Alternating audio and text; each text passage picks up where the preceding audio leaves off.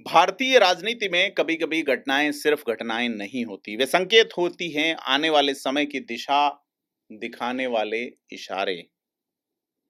और आज का सवाल यही है कि क्या उत्तर भारत की जाट राजनीति की नई पटकथा अब दिल्ली के छतरपुर में एक बंगले से लिखी जाएगी? क्या यह धनखड़ की असम्मानजनक विदाई किसी बड़े तूफान का आगाज है? नमस्कार, मैं प्रदीप हूं, आप थिंक 360 देख रहे हैं।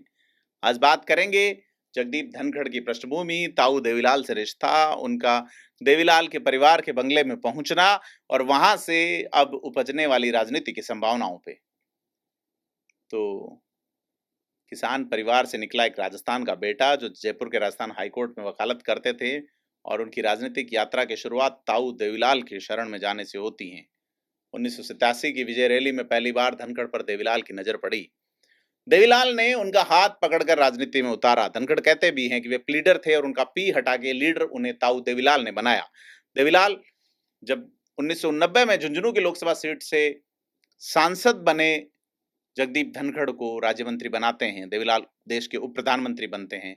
धनखड़ वहां से पीछे मुड़ के नहीं देखते। जब वीपी सिंह की जनमोर्चा सरकार गिरती है, ताऊ देवीलाल जब इस्तीफा देते हैं तो उनके साथ कोई जाट नेता खड़ा था तो वो जगदीप धनखड़ थे। जगदीप धनखड़ को देवीलाल चंद्रशेखर की सरकार में ले जाते हैं।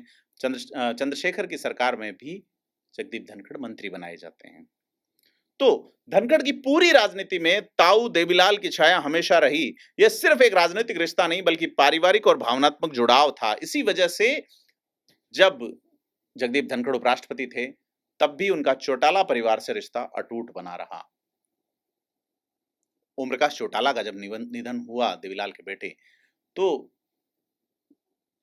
धनखड़ ने भावुक होकर कहा कि आज मैं जो भी हूं उसका निर्णय चौधरी साहब ने किया था, यानी देवीलाल ने किया था, ताऊ देवीलाल ने किया था। वो ताऊ देवीलाल जो वाकई में ताऊ थे और कहते थे ताऊ ही बना रहना चाहता हूं, और वो व्यक्ति जिसने जिसने एक प्रधानमंत्री जैसे बड़े पद को ठोकर मार दी थी।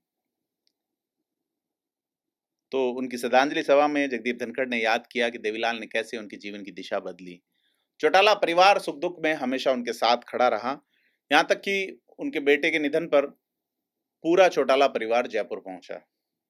तो राजनीति में ऐसे रिश्ते विरले ही देखने को मिलते हैं। यही कारण है कि जब धनखड़ ने उपराष्ट्रपति आवास छोड़ा तो अभय चौटाला ने अपने फार्म हाउस में उनका बाहें पसार के स्वागत किया और कहा कि यह घर आपका ही है। तो जगदीप धनखड़ का कार्यकाल 2027 तक था, लेकिन उन्होंने अचानक 21 जुलाई को इस्तीफा दे दिया। विपक्ष ने आरोप लगाया कि उन्हें हाउस अरेस्ट रखा गया है।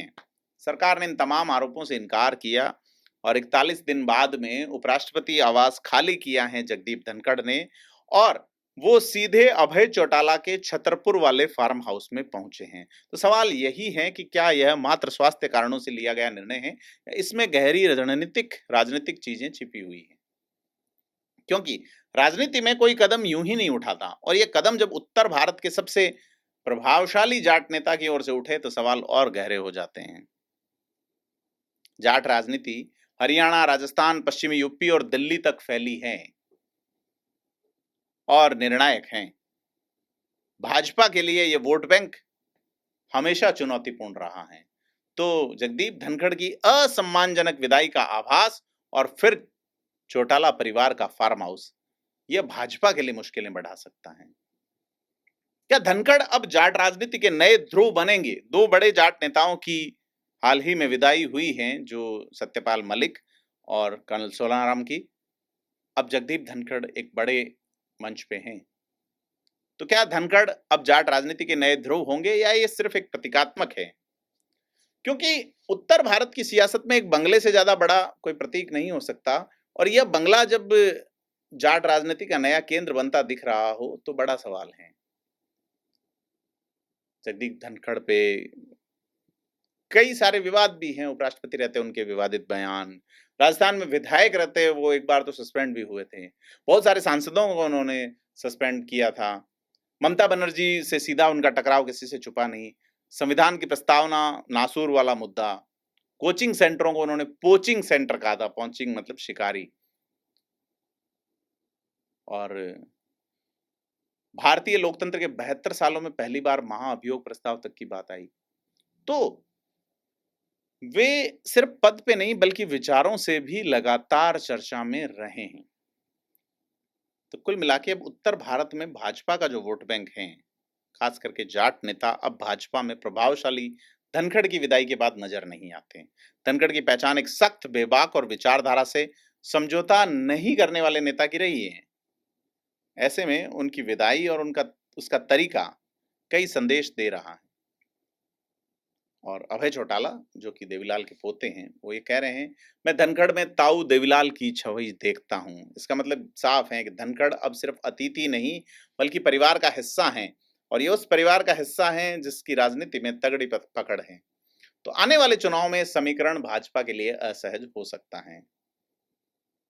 बड़ी चीज ये है कि एक बंगला, एक फार्म हाउस और एक नेता की असम्मानजनक विदाई, क्या ये वही बिंदु है जहां से उत्तर भारत की जाट राजनीति का नया अध्याय शुरू होगा?